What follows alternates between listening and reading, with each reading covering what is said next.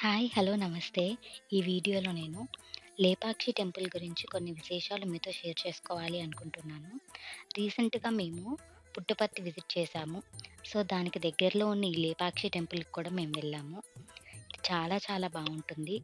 So, ఇక్కడ ఎటువంటి architecture ఉంటుంది. అసల ఈ లేపాక్షి అన్న పేరు ఎలా వచ్చింది? ఇక్కడ నందీశ్వరికి ఉన్న విశిష్టత ఏంటి? ఇవన్నీ కూడా ఈ వీడియోలో తెలుసుకుందాము. అందరికీ నమస్తే. నా పేరు Ridhima. Welcome to Ridhi's visions.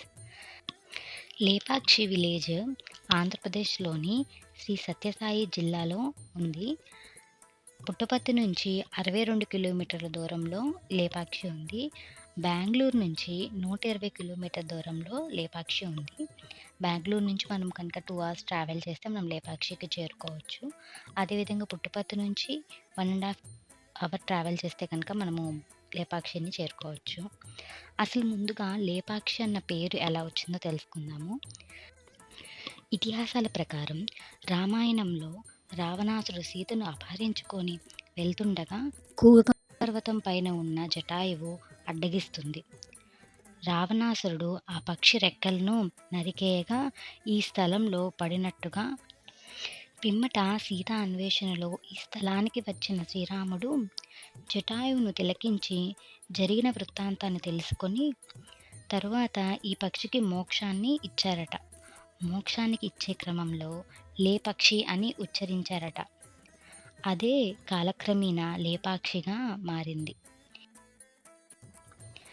ఈ ఆలయం క్రీస్తు శకం 16వ శతాబ్దంలో నిర్మించబడింది. కృష్ణదేవరాయల స్వర్ణ వైభవ కాలంలో వినుకొండ ప్రాంతానికి అధిపతి మరియు జవాబుదారీ అయిన శ్రీ విరూపన్న తమ కులదైవం శ్రీ వీరభద్రేశ్వర స్వామి వారి పేరుట ఈ ఆలయాన్ని నిర్మించారు. ఈ ఆలయాన్ని 3 భాగాలుగా నిర్మించారు. మొదటిది గర్భగుడి, నాట్య మండపం, ముఖద్వారం.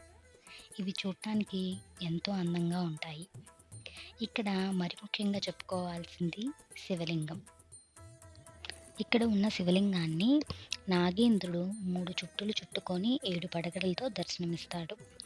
ఇది గ్రానైట్‌తో చేయబడినది. చూడటానికి ఎంతో చక్కగా చెక్కింది. అదేవిధంగా గంటలో దీన్ని చెక్కారట.